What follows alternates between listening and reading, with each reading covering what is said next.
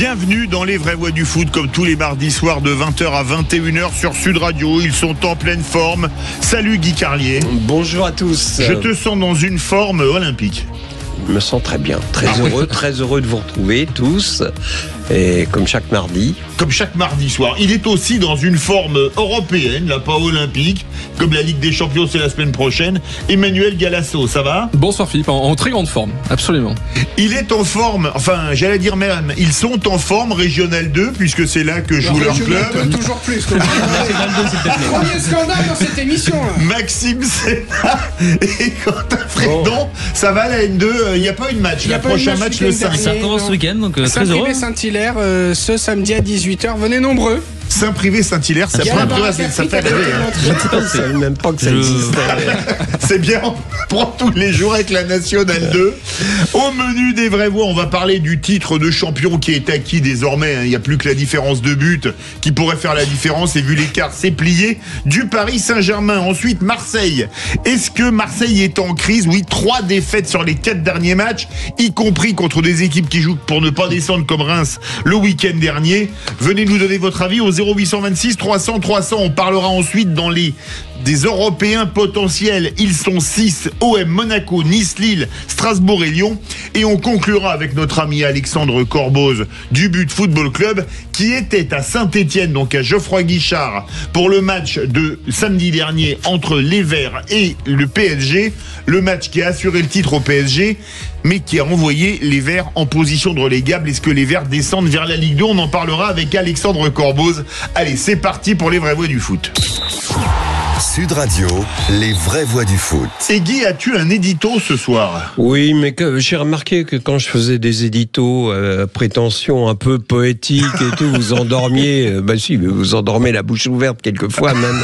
Donc j'ai décidé de faire quelque chose de léger et je vais vous parler de la cellule de recrutement du PSG qui a quand même à son actif un beau palmarès et dont la dernière pépite est évidemment Beraldo. Chaque fois que Beraldo est annoncé dans la compo du PSG, les supporters du PSG donc avalent immédiatement 2 space-fonds, sortent discrètement de leur poche un crucifix, une gousse d'ail, une patte de lapin. Il faut absolument mettre ces gens-là hors d'état de nuire. Je parle des gens de la cellule de recrutement.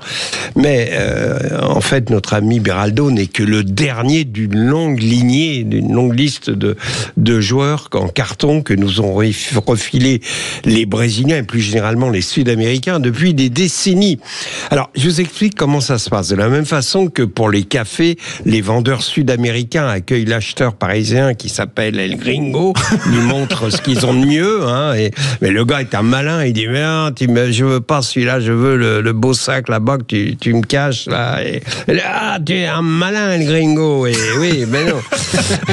Et pour les footballeurs, c'est la même chose. Donc, vous avez les gars de la cellule de recrutement parisien. Alors, on ne les appelle pas El Gringo, on l'appelle El Tonto, ça veut dire l'andouille, le connard, le crétin. Donc, El Tonto, viens. Et alors, ça fait 30 ans qu'ils nous refilent donc des mauvais, des vieux, avec des papiers falsifiés. Le recruteur français dit, mais vous êtes sûr qu'il a que 27 ans ? Parce que quand même... si, seigneur. Mais enfin, regardez le dossier médical, on dit qu'il souffre de la prostate. si, seigneur, pero está la prostate juvenil. Ah bon, d'accord, bon, allez, je le prends, pas de problème. Parce qu'en Amérique du Sud, en fait, ils organisent des matchs spécialement pour les recruteurs du PSG. Par exemple, Fluminense contre Botafogo. Sauf que c'est le FCP Fluminense. C'était le P signifiant postal, parce que c'est le club des facteurs de Fluminense. En fait, c'est des matchs de corpo. C'est la SPTT Fluminense. On se demandait pourquoi le courrier fonctionnait si mal au Brésil. Maintenant, on sait. C'est parce que tous les facteurs viennent jouer au foot en France. Le PSG a fait d'ailleurs beaucoup de tort à la Poste uruguayenne également. Je ne sais pas si vous vous souvenez, ils avaient acheté 2 joueurs qui étaient pas mal non plus, qui s'appelaient Bueno et Rodriguez. Oui, Bueno qui portait très mal son nom. Ils en rigolent encore d'ailleurs. On peut pas. Alors, on pensait qu'on ne pourrait pas faire pire en matière de recrutement, mais les Brésiliens, vexés par le coup réalisé par les Uruguayens, sont parvenus à faire encore mieux lors du Mercato 2008 en nous refourguant Sousa et Everton. Je pense que vous vous souvenez. Ah oui, Sousa, Everton. il portait le même nom qu'une chanteuse, Linda de Sousa, et il est reparti avec sa valise en carton. Il est reparti au Brésil. Quant à Everton, il a trouvé un emploi de pizzaiolo à la trattoria des Trois Fontaines de Cergy-Pontoise. Non. En tout cas, il faut faire quelque chose pour notre ami Beraldo, pour son avenir. Quant aux recruteurs parisiens, je pense que la cellule de recrutement ne doit plus les habiliter, qui ne recrutent plus, mais qu'on les mette en cellule, même si c'est une prison dorée, la cellule de recrutement en général, c'est pas mal. Hein, c'est le Morito Hilton de Rio, etc. C'est pas mal. Mais au moins qu'ils arrêtent de recruter, quoi. Caramba, El Gringo, comment on dit Carlito, non? Non, mais moi je pensais que vous avez mis 4 langues différentes. Plus de l'Inca ancien. C'est logique parce qui sont gravés dans les pyramides. C'est logique parce que vous êtes un cas. Oui, d'accord. Allez, on va parler. Je pensais que j'avais des faiblesses dans ma chronique, mais après ça, elle est vraiment top. C'est bien.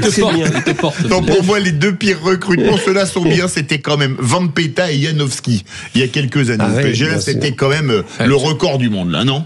Oui, alors s'il y a des fans de Beraldo, appelez-nous pour réagir à l'édito. Le 0826 il y a 300 un décalage 300. quand même entre le niveau. On va parler du PSG. Des rêves du PSG et des ambitions du PSG justifiées.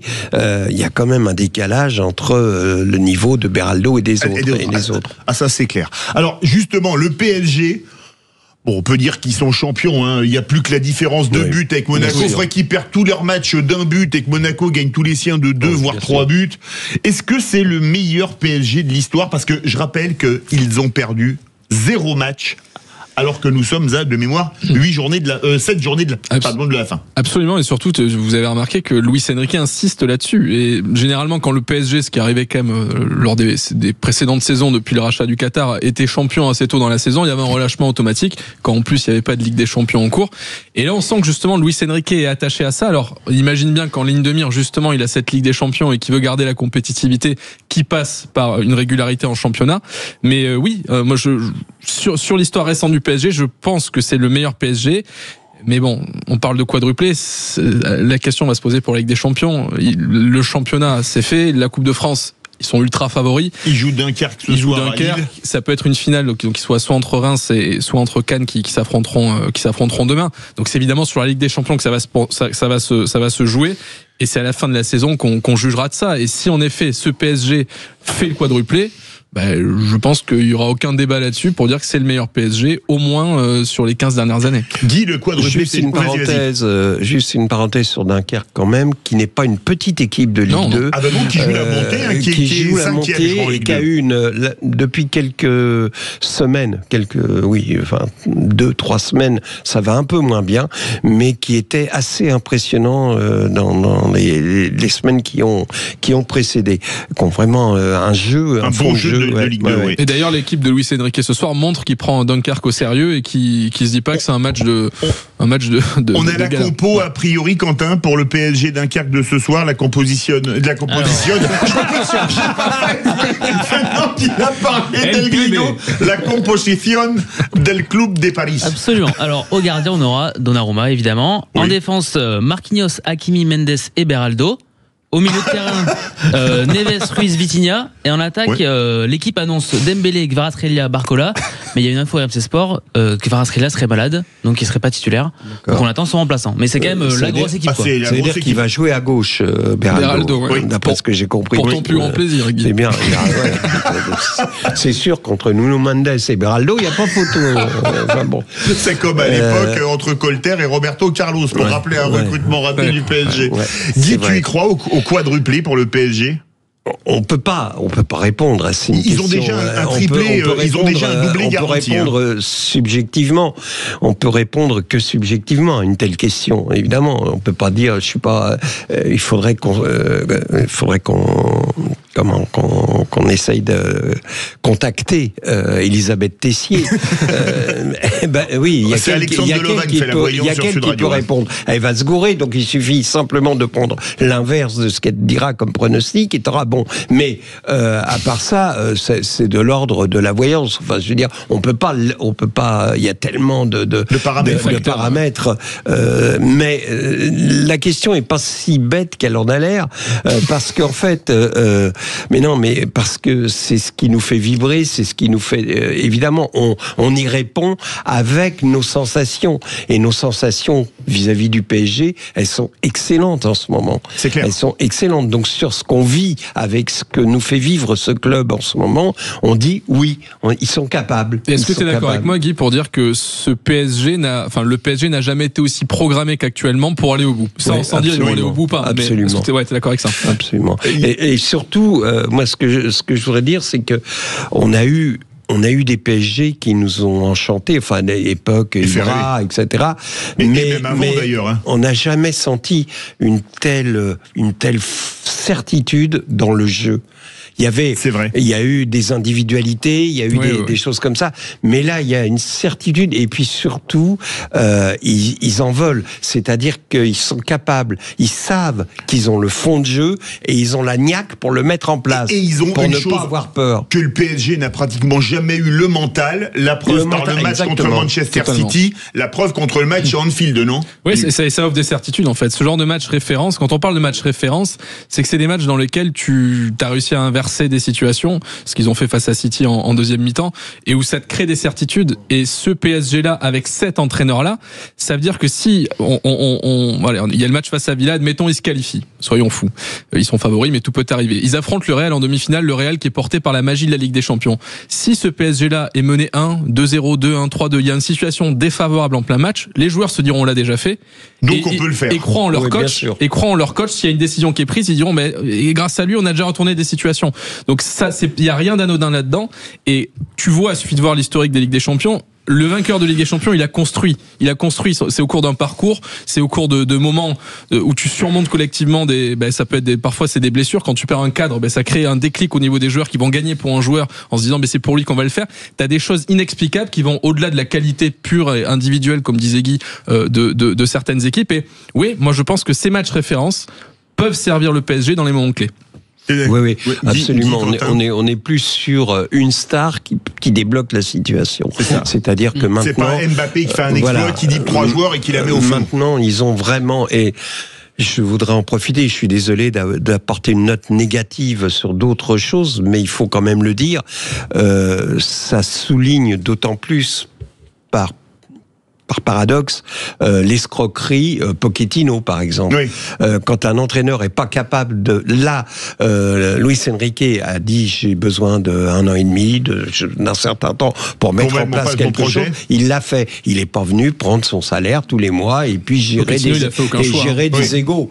Et gérer des égos comme l'a fait Pochettino ou même Galtier, ce qui n'est pas le cas, ce qui n'a pas été le cas de Tuchel ou de Unai Emery, qui ont été eux ou même de Blanc.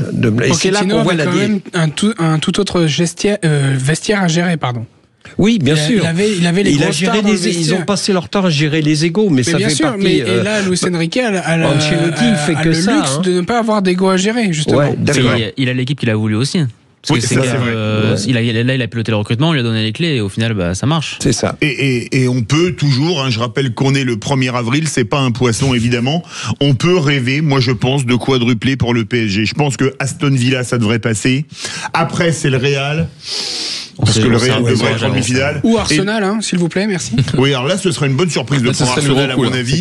Et après, on espère qu'ils iront le plus loin possible, le Paris Saint-Germain, pour le plus grand bonheur de Cécile de Ménibus qui rentre dans le studio. Allez, tout de suite, on va parler des difficultés de l'Olympique de Marseille. L'OM est-il en crise, Quentin ?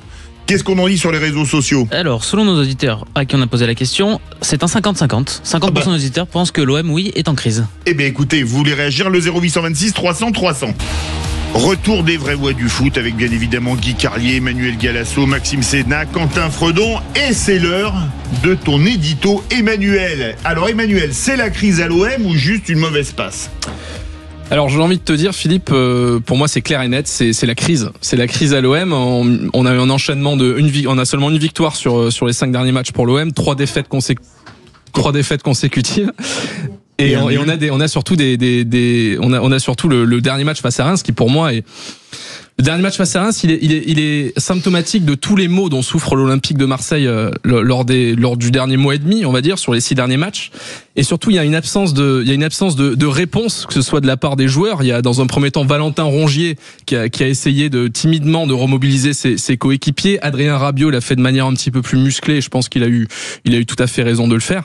Et ensuite, on s'est tous retournés vers Roberto De Zerbi, l'entraîneur, qui me semble, moi, depuis un mois et demi, totalement pris dans la grande machine olympique de Marseille, avalé par l'ogre olympique de Marseille, comme certains de ses prédécesseurs. Et il arrivait, De Zerbi, rappelez-vous, il nous parlait beaucoup de tactique, de philosophie, il était plein d'enthousiasme, plein d'entrain, il se refusait à commenter les décisions arbitrales.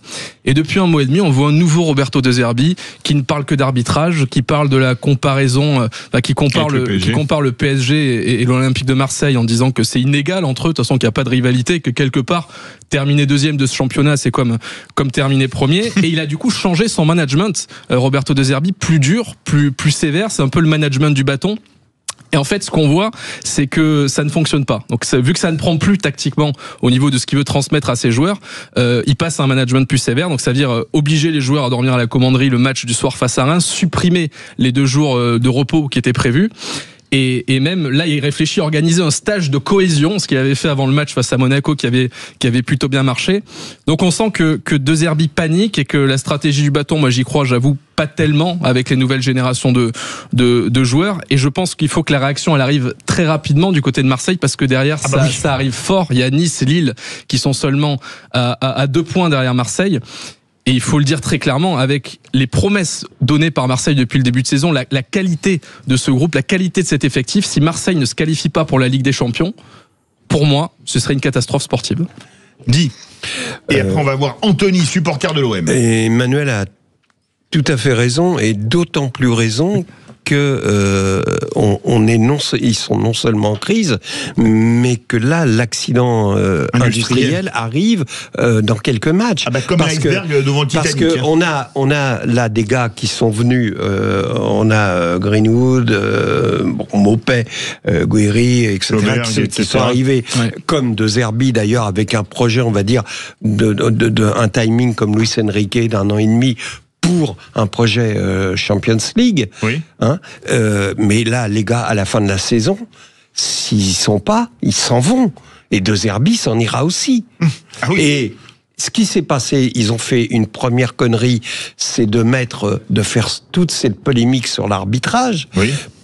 Pourquoi ils ont fait ça ? Pour que les supporters soient calmes. C'est une diversion, c'est un contre-feu. Oui. Vous comprenez ?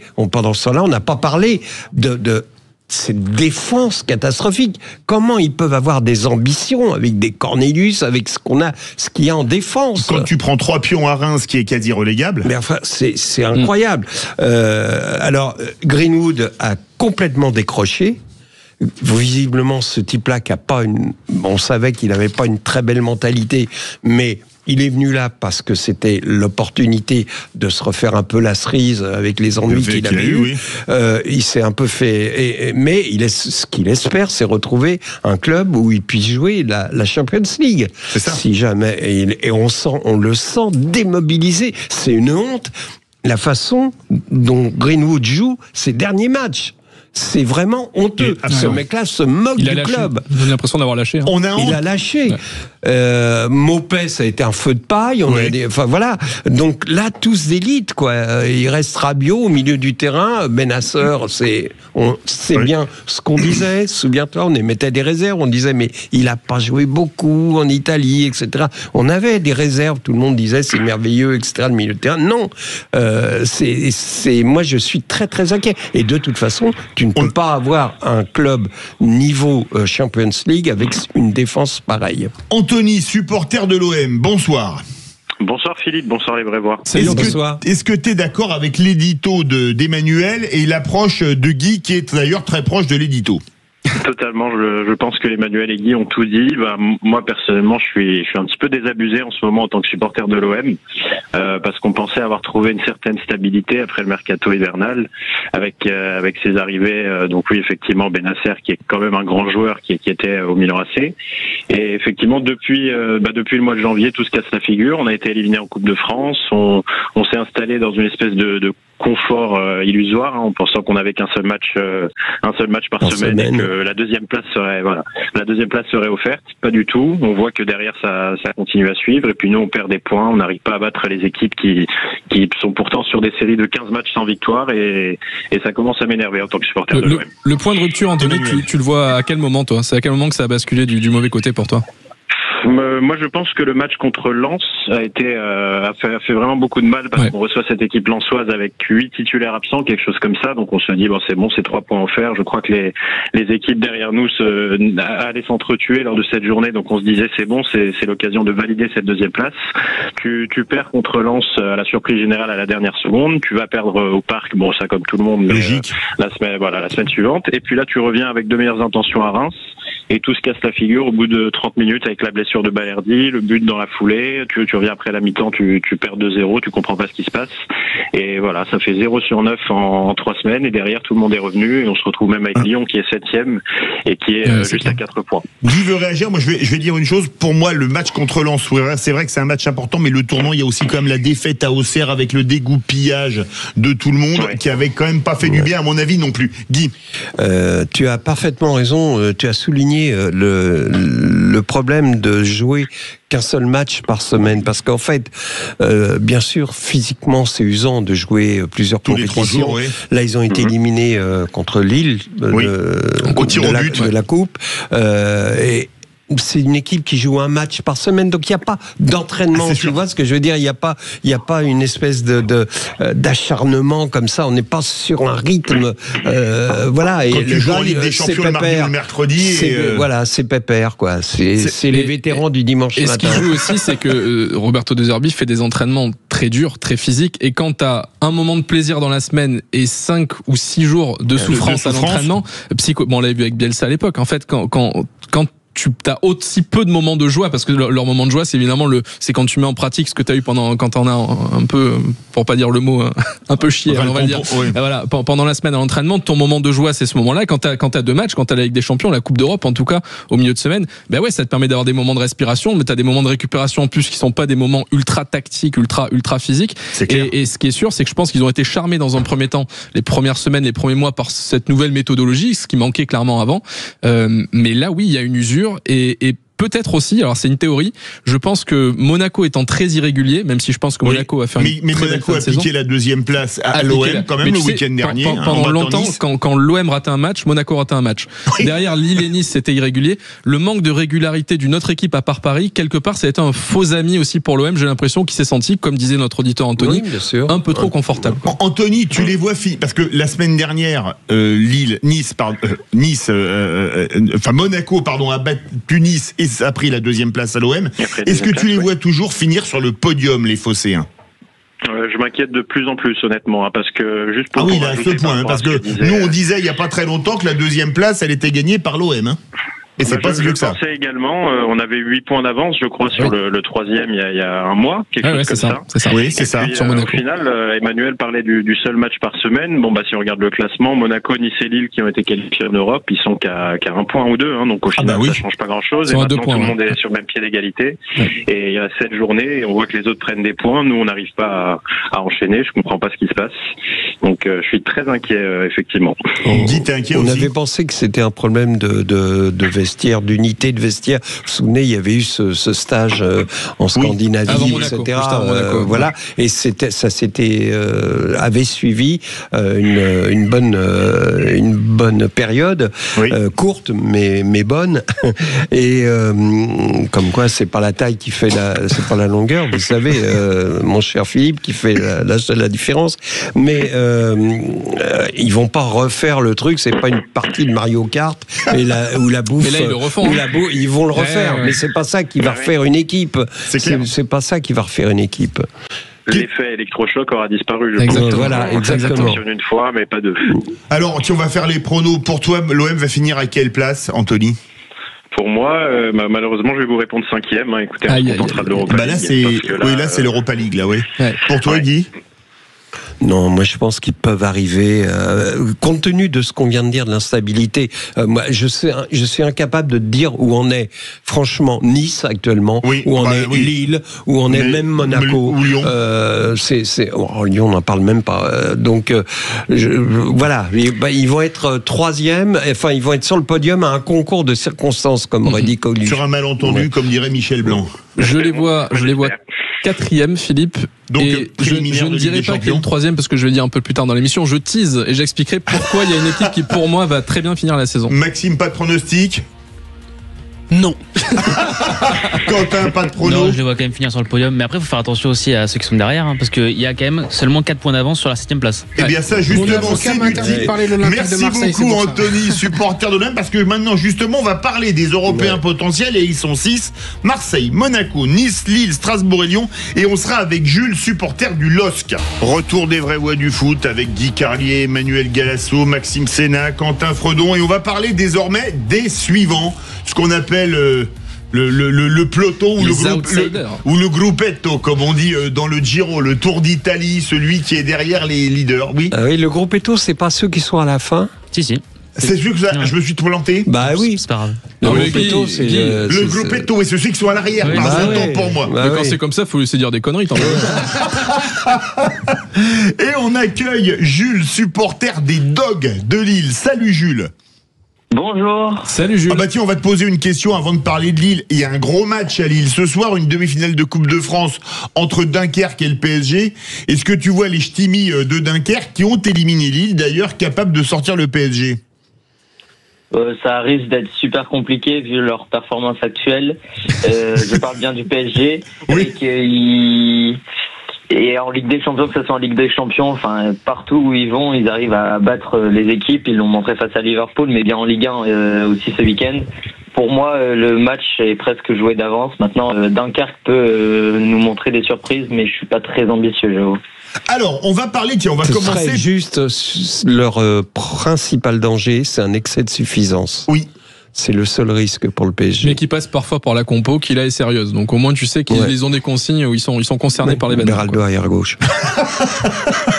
C'est règlement de compte, ok, c'est radio qui. Alors on va commencer justement, comme t'es supporter de Lille. Il y a un gros match en haut de tableau, Emmanuel. Lyon-Lille. Est-ce que c'est un match clé pour la Ligue des Champions? Parce que c'est dans la prochaine journée, c'est-à-dire le week-end prochain. Philippe, je mets tout de suite fin au suspense parce que là, le standard explose tout ça. C'est Lille que je mets à la 3e place. Voilà, je le dis tout de suite. C'est Lille que je vois faire plaisir à Jules. Absolument. Que c'est Lille que je vois faire une fin de saison absolument canon. Déjà parce qu'ils ont pour moi le calendrier le plus favorable. Et en plus, il y aura, avec leur adversaire principal qui est l'Olympique de Marseille, en face à face le 4 mai. 4 mai qui pour moi sera déterminant. Et si Marseille continue justement dans sa dynamique négative, et si Lille, pour moi, qui est le principal favori, à domicile en plus, quand on sait la force de Lille, quand il joue à domicile, arrive à prendre l'OM, pour moi, Lille peut être l'équipe surprise qui arrive à terminer 3e, et on parlait tout à l'heure de calendrier. Je pense que justement l'allègement du calendrier dû à l'élimination en Ligue des Champions par les Lillois, mais la dynamique créée par leur performance en Ligue des Champions, pour moi peut porter Lille sur cette fin de saison, contrairement à Nice qui a plutôt une Coupe d'Europe, une histoire avec la Coupe d'Europe malheureuse et qui leur a fait perdre confiance. Ouais. Et voilà, je vois les Monégasques faire boulet de canon, terminer 2e, les Lillois 3e et les Marseillais 4e, et il y aura donc en effet le match face à Lyon qui va déjà être déterminant ce week-end, et le 4 mai à domicile face à l'Olympique de Marseille. Les deux moments clés de cette fin de saison pour Lille. D'autant que Monaco va jouer à Brest samedi. Oui, et reçoit l'OM. Et ça sera pas une partie de plaisir parce que c'est exactement le jeu qui ne convient pas à Monaco. Brest qui est sur une bonne tendance, ils ont gagné 4-2 à Toulouse. Qui est sur une tendance brestoise, c'est-à-dire à s'arracher, c'est-à-dire le contraire de Monaco. Donc moi je les vois assez mal partis et ça peut effectivement faire le jeu des Lillois. Jules, tu les vois faire un bon résultat du côté de Lyon le week-end prochain, tes dogs, on va les appeler comme ça? Oui, je pense qu'ils vont faire un bon résultat. Déjà, on va avoir des retours comme Ethan Mbappé de sa maladie normalement, mais aussi de Ribeiro qui était suspendu ce week-end. Donc pour moi, notre saison est relancée après la Ligue des Champions, car maintenant on n'a plus d'autres compétitions à jouer. Donc on peut vraiment se focaliser sur notre fin de saison et donc montrer notre tête, parce qu'au début on était un peu entre la Ligue des Champions, le championnat, mais aussi le championnat de France. Donc c'était 3 compétitions et on avait beaucoup de matchs, mais donc là normalement on va pouvoir relancer. Et donc ce week-end on peut aller chercher un score et donc tenir tête au classement et nous maintenir, voire même augmenter sur notre classement. Maxime veut réagir. Non, je voulais revenir un peu sur les suites de cette élimination de Ligue des Champions. Et, contre le Borussia Dortmund. Contre le Borussia, c'était vraiment à l'extrême limite. À ton avis, Jules, est-ce que y a pas un esprit quand même revanchard par rapport à ça et se requalifier pour une Ligue des Champions la saison prochaine? Ligue des Champions où Lille a fait la meilleure performance de tous les clubs français en phase de poule, faut-il le rappeler. Top 8, c'est vrai. Bah si, pour moi, parce que comme a dit Benjamin André à la fin du match, ils étaient assez déçus de leur performance eux-mêmes. Il a qualifié leur match de non joué, enfin ils ont pas super bien joué. Donc pour moi ils ont cet esprit-là de aller rechercher la Ligue des Champions. Donc je pense qu'ils vont tout donner. Après j'en doute pas du tout. Et j'espère qu'ils vont pas, ils vont faire tout leur possible pour y arriver. Et l'esprit revanchard, je pense qu'ils vont aller le chercher d'ici la fin de semaine. Alors juste, il y a une rumeur, disant que Bruno Genesio a des envies d'ailleurs, notamment en Angleterre, qui a eu des approches. Est-ce que tu es inquiet pour la suite si Bruno Genesio venait à partir? Donc ils réfléchissent déjà un remplaçant à la succession. Ils ont bien raison. Est-ce que tu serais inquiet s'il y avait un départ de Bruno Genesio pour la continuité? C'est un très bon coach, faut l'avouer. Il a montré des performances tout au long de sa carrière qui sont assez impressionnantes. Maintenant, le jeu du LOSC ne se base pas que sur le coach, mais c'est aussi sur les joueurs. Et avec notre performance actuelle, de cette année, on a réussi à avoir aussi beaucoup de budget. Donc on peut aller sur le mercato d'été, on peut aller chercher des choses. Surtout que normalement, d'après les rumeurs, Zegrova devrait partir. Et Jonathan David, il y a plusieurs grands clubs européens qui veulent le prendre. Ouais. Donc, la rumeur chaque été, Jonathan David. Ouais, mais là, il est un peu plus sur les bords d'après ces dernières. Ceux qui s'appellent David, c'est toujours des bons, Guy Carlier. Dis-moi juste une question. T'es pas inquiet sur le niveau actuel de Lille? Tu as vu comme nous le match contre Lens dimanche. C'était dimanche soir, je crois. Oui. Où ça n'a pas été un bon match. Il y a eu la boulette du remplaçant de Samba. Là aussi, c'est bien aussi de faire du business, mais c'est bien aussi d'avoir un gardien qui a pas peur du ballon, quoi. Et donc ils ont gagné sur cette erreur incroyable du gardien lensois, et ils n'ont pas vraiment fait un match très consistant. Qu'en penses-tu? En globalité, je suis d'accord. Maintenant, pour moi, on peut différencier les deux mi-temps. La première mi-temps, je trouve qu'on avait fait une bonne performance. On était presque décisif, j'ai envie de dire. On a touché le cadran plusieurs fois et on n'était pas loin du but à chaque fois. Et donc, on a allé chercher le but entre guillemets par chance. D'accord, mais par rapport à la Ligue des Champions, en te citant par rapport à ça, tu es confiant? Là, je pense qu'ils vont se reprendre. Maintenant, ce week-end, c'était un peu le match après la Ligue des Champions, j'ai envie de dire. C'est un peu après le coup. Et on a aussi un peu revu l'équipe, j'ai envie de dire, en deuxième mi-temps. On a, entre guillemets, un peu revu le match contre Dortmund où on s'est un peu relâché. On gagnait 1-0. Et donc, on a essayé de gérer le match. Pour moi, j'ai vu à peu près la même équipe. Emmanuel, il y a deux Azuréens qui sont en bagarre. D'ailleurs, l'OM, le Monaco a battu Nice le week-end dernier. Est-ce que pour toi, alors t'as dit que Monaco finirait deuxième, Nice, malgré leur performance européenne beaucoup moins brillante que Lille, on sera tous d'accord là-dessus, tu les vois finir haut? Je vais te faire d'une pierre deux coups. Pour moi, dynamique inversée entre les deux. Je pense que ce match de Monaco, cette victoire de Monaco 2-1 face à Nice, les conforte dans le top 3 et sécurise presque leur deuxième place compte tenu du manque de régularité derrière. Et les Niçois, je les sens fébriles. On va faire le top 7 parce qu'il y a un top 7 après avec Strasbourg, Lille et autres. Je pense que les Niçois peuvent vraiment dégringoler. Il y a trop de marge par rapport au 8e, donc ils finiront au minimum top 7. Oui, c'est ça. Mais je vois une fin de saison très compliquée pour les Niçois. Il y a une équipe. On peut intervertir un Nice-Monaco d'une journée de championnat championnat à l'autre, ils font l'inverse. Puis pour l'indice UEFA, vaut mieux que Nice n'aille pas en Europe. Ça, on est bien d'accord. Absolument, c'est des sables mouvants, ces équipes-là. Alors Guy, toi, il y a une équipe qui te fait rêver, c'est Strasbourg, et on peut dire qu'ils patauchent pas dans la choucroute. Oui. Beaucoup d'anciens bordelais.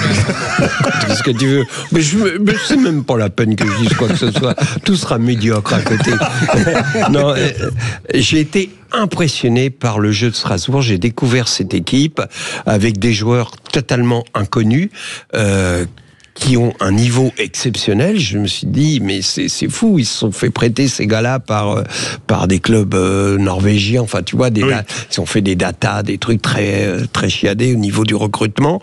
Et j'étais quand même étonné par les réactions des supporters strasbourgeois qui ont toujours des banderoles hostiles au rapprochement avec Chelsea, etc. Et on s'aperçoit qu'en fait, Strasbourg, je caricature, mais on s'aperçoit que Strasbourg, c'est l'équipe B de Chelsea. C'est-à-dire que ces joueurs-là qui ont été prêtés par Chelsea, donc qui n'ont pas coûté d'argent, ont acquis là cette saison une valeur, une expérience et une valeur marchande et qu'on peut situer entre 20 et 30 millions pour deux ou trois d'entre eux. De Ligue 1. Ce qui va faire beaucoup d'argent pour Chelsea, zéro pour Strasbourg. Oui, bien sûr. Et Strasbourg va se retrouver à poil à la fin de la saison. Donc je comprends la colère des supporters strasbourgeois qui là voient une équipe enchanteresse. Vraiment, c'est des jeunes mecs qui prennent plaisir à jouer. Tu penses, les gars, ils sont réservistes à Chelsea, ils cirent le banc. Là, ils ont du temps de jeu. Ils s'amusent contre des équipes plus faibles qu'en Première Ligue. Tout va bien pour eux, quoi. Et sans partenariat, et on les aurait jamais vus à Strasbourg, ces joueurs-là. C'est sûr. Poser la question aussi. Est-ce que c'est pas un mal pour un bien? En fait, la question pour moi, c'est la pérennité. C'est-à-dire que pour moi, en tant que spectateur, c'est du pur bonheur. Oui, bien sûr, mais sur la pérennité du club. Et en fait, quand tu as des multipropriétés, là, c'est Blue & Co. Donc en l'occurrence, c'est le groupe Chelsea et Strasbourg. Si on part du principe que cette copro, c'est une locomotive, c'est quel wagon t'occupe dans la locomotive. Et Strasbourg est à l'arrière du train. Donc évidemment, c'est eux qui les gros paris sont faits sur eux. Donc les prises de risque sont faites sur Strasbourg. Quand t'as des réussites, ils repartent à Chelsea. C'est vendu par Chelsea. On fait rentrer, on fait progresser Chelsea. Et quand il y a des cagades, ça va être pour Strasbourg. Donc t'as raison, Maxime. Dans un premier temps, c'est un bon calcul parce que là, de fait, sportivement, ça apporte quelque chose. Faudra voir sur 5 voire 10 ans où sera Strasbourg. Et moi, je suis pas très optimiste parce qu'en général, quand t'occupes cette place-là dans la hiérarchie de la copro, c'est pas bon. Mais à court ou moyen terme, Strasbourg, il gagne puisque de toute façon, 6e, c'est un très bon classement. Et pour les droits télé derrière qui vont tomber, ça te permet aussi de renflouer les caisses. Oui, mais là, t'es au court terme. Mais t'es au court moyen terme, bien sûr. D'accord, mais qu'est-ce qui va rester à la fin de la saison? Bonne question. Alors, s'ils sont en Ligue des Champions, là, ça va peut-être changer des choses. Voilà, c'est leur espoir. Ils sont finalement qu'à un point ils sont à un point de la place de tour préliminaire, la 4e. Une dernière question, Jules. Alors, vous voyez où finir où le LOSC, Guy? 4e. 4e, toi 3e. 3e pour moi, ouais. Toi, Maxime?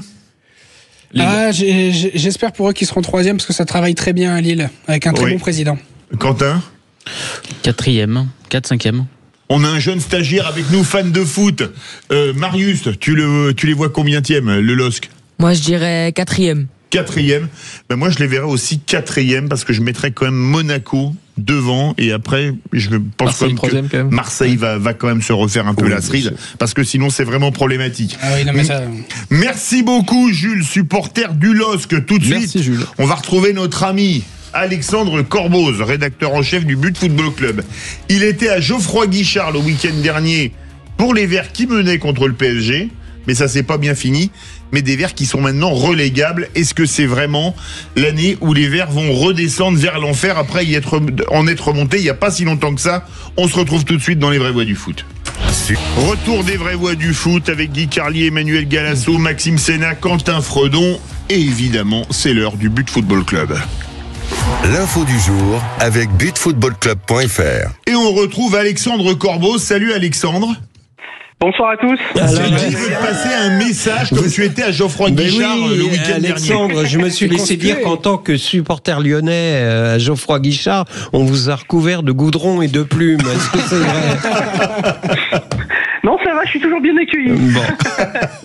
Alors, on va revenir sur les Verts. tout d'abord, t'étais au stade, Alexandre. Dans quelle ambiance s'est joué ce ASSE PSG? Je dois dire que quand j'ai vu que Saint-Etienne menait au score, j'ai eu du mal à le croire. Bon, après, comme on dit au rugby, les mouches ont changé d'âne. Mais dans quelle ambiance s'est passé le match? Était très particulière parce que ce soir, là, aujourd'hui, pardon, il y avait la visite des Magic Fans et des Green Angels au ministère de l'Intérieur pour savoir s'ils allaient être dissous ou non. Oui. C'était la journée du chaudron ne se dissout pas. Il y avait eu un grand rassemblement très suivi en ville avec plus de 6000 personnes qui avaient défilé, d'anciens joueurs, des politiques, Ivan Gazidis, le président de Saint-Etienne, et forcément, qui avait rejoint le cortège, donc forcément il y avait une ambiance particulière. D'ailleurs, on a eu un match en termes d'ambiance qui pour le coup était vraiment magnifique de bout en bout, avec un super état d'esprit. Bon bah quelques paroles contre le Qatar et contre la Ligue, hein, fallait pas y couper. Classique. Et contre Taillot, forcément. Mais voilà, à côté de ça, il y avait quand même une ambiance incroyable. Il faut se rendre compte qu'à la 88e minute, quand Paris menait 6-1, tous les supporters ont levé les téléphones, lumière allumée, on se serait cru un concert. Et ils sont restés chanter pendant 45 minutes après le coup de sifflet final. Donc, en termes d'ambiance, il n'y a rien à dire. Hein, c'est pourquoi le chaudron est une référence, il faut le reconnaître. Bien sûr. Mais par contre, c'est vrai que sur le terrain, malheureusement, il n'y a pas photo. Le début de match, les Verts l'ont joué un petit peu comme une équipe de coupe, un petit peu comme leur voisin Espali l'avait fait contre le PSG, en surprenant au début, en mettant tout sur le terrain. Sauf que dans le moteur, il y avait 30 minutes d'essence et les 60 autres minutes, c'était celle du PSG. Et le PSG a mis du temps à se mettre en marche, mais à partir du moment où Paris se retrouve face à la pire défense de Ligue 1 et face à ex-aequo avec Montpellier, enfin pas ex-aequo maintenant, ils sont passés devant Montpellier avec le 600. Mais quand on se retrouve face à la pire défense de l'histoire des Verts, forcément, ça score quoi. Guy, ça va vers la Ligue 2, les Verts. Dans ce que vous venez de dire, Alexandre, il y a un peu le symbole du foot, quoi. C'est-à-dire que c'est le Saint-Etienne. Vous voyez, ça me donne presque envie de pleurer ce que vous dites, parce que c'est le passage de témoin d'une époque, le chaudron, l'amour du foot vraiment. Et pourtant, je suis supporter du PSG, j'avais envie qu'il gagne, mais tu sens qu'il y a quelque chose de pas très sain. Quand on a vu un match à Geoffroy Guichard et non mais voilà, puis moi, c'est l'histoire.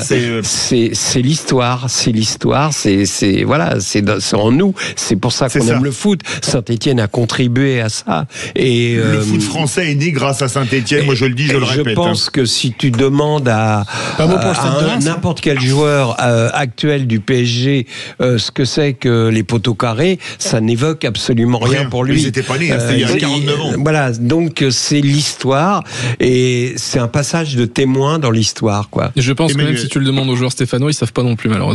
Ça, ce serait triste. Ils visitent maintenant, dès qu'ils arrivent, ils ont la visite du musée, ils ont la visite. Donc les joueurs le connaissent parce que on les force un peu, enfin on les pousse. Je leur ferai un petit test quand même. Pareil, moi pour les sorties scolaires, je faisais des visites de musée, c'est pas pour autant que je me souviens de ce qu'il y avait dedans.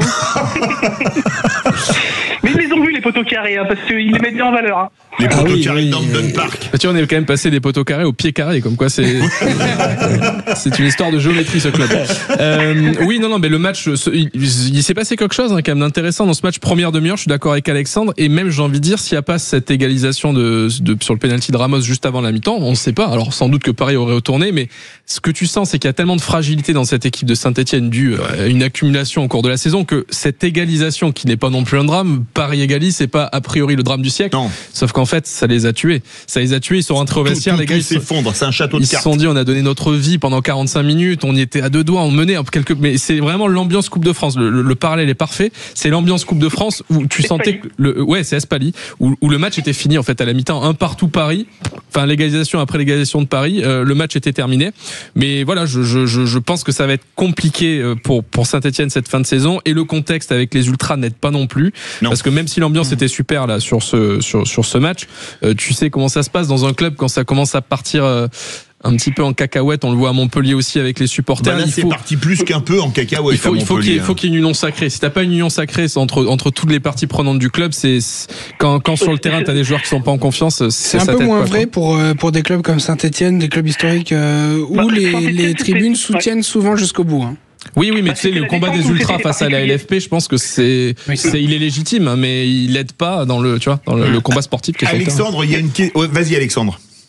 Non, mais juste par rapport à ça, c'est vrai qu'il y a quelques années, il y avait eu ce débordement sur la descente, mais cette année, on a le sentiment qu'au niveau des supporters, ils ont quand même conscience qu'ils sont aujourd'hui en Ligue 1 avec une équipe qui était mieux de tableau Ligue 2, qui est un peu montée par miracle l'an dernier, et qui a été. Pourtant, ils ont mis beaucoup d'argent en mercato. Il y a quand même eu 29 millions d'investis l'été dernier, c'est un record pour Saint-Etienne. Mais ils sont montés trop tôt, et ils sont montés avec un projet qui était pas du tout. En fait, on pensait qu'Ivan Gazis et que ces spécialistes ou familles qui avaient bossé à Arsenal, qui avaient bossé au Milan, sauraient s'adapter. Mais en fait, ils ont sous-estimé le niveau de la Ligue 1 en se disant on peut commencer à monter une équipe de jeunes, on peut aller chercher des prospects en Nouvelle-Zélande, on peut aller chercher un prospect en Belgique et ainsi de suite. Donc le Belge il explose aujourd'hui. Surtout il y a une stratégie. Prosper, Yop la boum, tu ne l'as pas fait, j'ai étonné le Prosper explose. Non mais c'est pas l'heure du pain d'épices. Pour 20 millions sans doute, Lucas Tassin. Donc il se trompe pas. Qui a marqué d'ailleurs. Le problème c'est que mettre que des gamins et les encadrer avec des joueurs moyens de Ligue 2, ça suffit pas quoi. La défense aujourd'hui elle suffit pas. La question que je veux vous poser, les vraies voix, les Verts sont désormais relégables puisque le HAC, le Havre Athletic Club, a battu Nantes le week-end dernier. Sur un penalty. Bon. Oui, mais le tout c'est les 3 points qui comptent, hein, que ce soit penalty contre son camp ou 35 mètres en pleine lunette. Il n'a pas été retiré ce penalty-là, même si c'est touché 2 fois. Enfin, bon, bref. Oui, mais là c'est pas le Real Madrid en face, c'est toute la différence. Ouais. Tu vois ce que je veux dire. Et est-ce que pour toi il n'y a pas vraiment gros danger de descente pour les Verts avec la remontée du HAC? Alors, il y a danger de descente parce qu'aujourd'hui, ils sont quand même virtuellement 17e et donc relégables. Même s'il y a la victoire, je dis virtuellement parce que il faut prendre en compte la victoire contre Montpellier qui va peut-être être entérinée demain. Ah oui. Donc, auquel cas, il gagne 3 points. Il y a ce match-là il y a ces 3 points qui sont en train de manquer et ça peut retourner légèrement la situation et rapprocher les écarts. Mais le vrai problème, c'est surtout la défaite surprise de Marseille à Reims, parce que Saint-Etienne, il disait surtout on va les gratter Reims sans problème. C'est ça. Ben voilà, c'est ça le problème de Marseille et de Reims. Et de Reims, c'est ça. Ouais, c'est qu'en fait, t'avais une potentielle lutte à 3 entre Reims, Le Havre et Saint-Etienne. Là, Reims donne vraiment l'impression d'être quand même au-dessus des 2 autres. Et là, t'as Le Havre et Saint-Etienne qui vont batailler pour la place de barragiste. Maintenant, c'est pas pour le maintien direct, c'est pour la place de barragiste. La 16e place. Ah bah non, il y a aussi la 17e place qui va se jouer entre Le Havre, Saint-Etienne. C'est ce que je te dis. Oui. C'est ça. Le Havre et Saint-Etienne se battent pas pour sortir de la semaine prochaine, Montpellier reçoit Le Havre. Absolument. Là, ça va décanter. Et Reims reçoit Strasbourg, qui est en pleine bourre, on vient de le dire. Donc non, mais c'est vrai. C'est vrai. Mais Reims, attention, parce que la victoire de Marseille, il est en trompe-l'œil. Ils ont 17% de possession de balle sur le match. Je suis d'accord.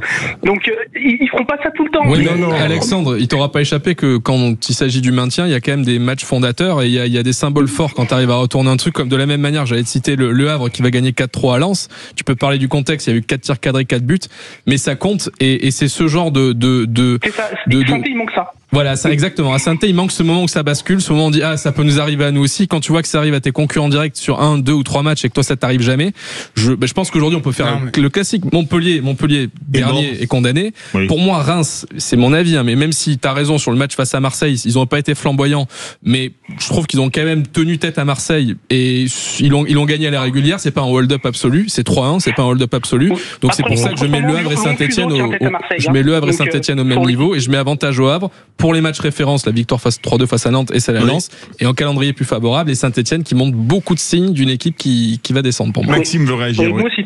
Non, je disais Saint-Etienne malheureusement est monté la saison dernière. Oui. Ils n'ont pas eu le temps de préparer un réel projet avec les nouveaux investisseurs. Et oui, ce que tu disais, ils sont voués à faire l'ascenseur pendant plusieurs saisons pour moi. Ça, c'est problématique. Et tu voulais qu'on parle de Lyon, puisque tu es supporter de l'OL. On est sûr de ça ou pas? Comment? On est sûr de vouloir parler de Lyon ou pas? Bah oui, parce que Alexandre Corboz avait envie de parler de Lyon. On est gentil avec Alexandre. Je suis correspondant à Lyon, donc c'est plutôt ça. Oui, alors. Supporter de Val, c'est un peu fort. Enlève ton écharpe stéphanoise. Alors, Lyon, destin croisé. Bon, Lyon a perdu à Strasbourg dans un très beau match, Dixit Guy Carlier. Là, Lyon va recevoir. De Strasbourg. Oui, de Strasbourg, c'est ça. Lyon. Deux équipes, parce que la première mi-temps est magnifique aussi côté lyonnais. C'est pas. Là, il y avait eu 2 bonnes équipes sur ce match-là. Pour moi, c'est surtout Strasbourg qui était très réaliste, où Lyon n'a pas été. Mais c'est un peu l'inverse de ce qu'a vécu Lyon à Nice où on avait salué la victoire lyonnaise, mais pendant une mi-temps, les Niçois ont surdominé Lyon. Là, c'était pareil. Strasbourg, pendant une mi-temps, n'a pas existé. On s'est demandé comment Lyon pouvait pas mener 2-3-0, et au final, ils n'ont pas marqué. Au retour du vestiaire, changement de physionomie, et Strasbourg a été très très bon et Lyon très mauvais. Mais c'est récurrent à Strasbourg depuis le début de la saison. Ce qui est récurrent aussi, c'est que t'as Cherki qui flambe, t'as un milieu de terrain diesel, là, Strossmann et Matic, qui sont vraiment, enfin, comment tu veux, ils sont pas au niveau. Ils ont rien à faire là, quoi. Mais ils sont quand même dans les équipes qui peuvent postuler à la Ligue des Champions, et ils sont quart de finaliste de la Ligue Europa quand même. Donc mais Lyon je sais pas s'ils arrivent. La Ligue des Champions, elle est loin quand même. Hein. Ouais, elle est loin. Elle est loin, elle est à 3 points. Oui, à 3 points. Moi, je te dis, je pense que Nice, Lyon et Strasbourg, ils jouent en l'Europe parce qu'il y a de l'écart avec le 8e. Mais je les vois plus se battre pour ne pas être en Conférence League et regarder en bas en se disant pourvu que ce soit pas moi, que ce soit l'autre. Si on part du principe que Paris, on le rappelle, quand même, si Paris gagne la Coupe de France, ça veut dire que ce qui est probable, les 7 places seront qualificatives. Donc le 7e jouera l'Europa League Conférence, 6-5. Joueront l'Europa League et après les tours préliminaires et Ligue des Champions. Donc ce qui veut dire que Strasbourg s'il termine Strasbourg s'il termine 7e, il se qualifie pour la Conférence League, ce qui serait une super nouvelle. À ce début de saison, tu leur dis tu joues la Conférence League, je pense que les gars seraient ravis. Donc je pense que Strasbourg a moins de pression que Lyon sur cette lutte finale et voilà. Mais ils ont le PSG affronté. Oui, tout à fait. Et il y a un gros match du côté de Lyon, Lyon-Lille, 2 équipes qui sont en course pour aller accrocher la Ligue des Champions. Tu le sens comment le match du week-end prochain, Alexandre? C'est le match clairement de la dernière chance pour le championnat, en tout cas pour Lyon. Maintenant, il y a deux routes pour Lyon pour la Ligue des Champions, et dans tous les cas, c'est vital pour le club parce qu'on a vu les résultats financiers cette semaine, ils sont désastreux. C'est les plus inquiétants, ils sont vraiment inquiétants. Est-ce que tu penses qu'il peut y avoir ce qui peut les sauver, c'est-à-dire l'introduction en bourse? Est-ce que ça peut arriver, ça? Alors ça c'est vraiment la question qu'on se pose tous, savoir s'il peut y avoir cette introduction en bourse, parce que l'IPO n'a pas encore commencé, et là on est à 3 mois de la deadline, de la fin fin du semestre, qui est vitale, et il faut 2 mois quasiment à partir du début de l'IPO pour finaliser l'IPO. Donc si elle démarre mi-mai, ça sera trop tard. Ouais. Ah oui, d'accord. Donc on est quand même sur un délai très court. C'est vraiment inquiétant. Mais rassure-nous, on risque pas une relégation financière, administrative pour les Gones à la fin de la saison. Mais ils le sont à titre conservatoire. Oui, à titre conservatoire, mais c'est encore qu'à titre conservatoire. Mais là, on la risque vraiment vu les résultats. Oui. Enfin, Lyon, en fait, déjà, c'est vital qu'ils soient en Ligue des Champions. C'est pour ça que. Oui, c'est ça. Pour eux, c'est tu te rends compte, c'est leur seule chance. C'est dingue. Et ça reste le plus improbable. Et Et ce qui voudrait dire que le 8e serait qualifié pour la Coupe d'Europe également, si Lyon. La Ligue Europa, le 8e joue la Conférence League. Exactement. Intimement, tu es confiant ou tu n'y crois pas, Alexandre? Vraiment, c'est un trou de souris, là, vraiment, l'espoir. Par rapport à l'IPO, j'y crois que modérément. Après, il y a toujours des ventes qui peuvent sauver, des ventes de joueurs, il y a quand même pas mal de possibilités. Il y a que Cherki. Non, il n'y a pas que Cherki. Il y a 2 joueurs qui sont plus chers aujourd'hui que Cherki. C'est Georges Mikotadze et Malik Fofana. Malik Fofana est beaucoup plus cher que Cherki. C'est vrai. Il est coté à 50 millions à peu près, Malik Fofana. Donc c'est vraiment des joueurs qui sont très faciles à vendre. Malik Fofana, Lyon le met en vente aujourd'hui. Il y a une demi-douzaine de clubs anglais qui arrivent et ça monte à 50 millions. Pareil pour Mikotadze. Après, il faut se méfier aussi des clubs qui ont besoin de vendre. Tu sais pas là où tu vends le mieux aussi. Oui, c'est toujours pareil. Mais ça, c'est vrai aussi parce après, que Textor a quand même réussi l'hiver dernier à obtenir un prêt d'actionnaire de 83 millions d'euros, ce qui a permis de passer les commissaires aux comptes. Donc, il a aussi des ressources. Il faut se méfier de ça. Puis il avait une vieille tante à Houston qui avait des bons de la semeuse. Elle lui a filé ses bons de la semeuse. Et question, Guy a parlé dans son édito des postiers de Fluminense. Il n'y a pas des postiers de Botafogo qui pourraient venir filer un coup de main aux Lyonnais? Mais ils ont déjà filé un coup de main à Botafogo. Non, mais pas les postiers, Botafogo, tout court. Les joueurs, pour info, et c'est marqué dans le bilan comptable, les droits de 3 joueurs Botafogo étaient transférés à l'OL pour un montant en gros, si les joueurs Botafogo sont vendus, l'argent rentre dans les caisses de l'OL. Ils sont au bilan à l'actif des Lyonnais. Mais ils sont dans les dettes côté de Lyon à Botafogo. Qu'est-ce qu'on ferait ça gonfle oui, bien sûr, c'est le propre du bilan actif-passif. Voilà. Mais après, ça gonfle la dette, qui peut très bien être un abondement de créances à un moment donné à Botafogo. Merci à tous. On a passé le temps et après c'est du PAD. Merci Guy Carlier. Bah oui, du prêt à diffuser. Emmanuel Galasso, Maxime Sénat, Quentin Fredon. Merci Marius, notre stagiaire qui était là. Merci Alexandre. Tout de suite, les clés d'une vie. Jacques Pessis reçoit Philippe Glohagen, le fondateur du Guide du Routard.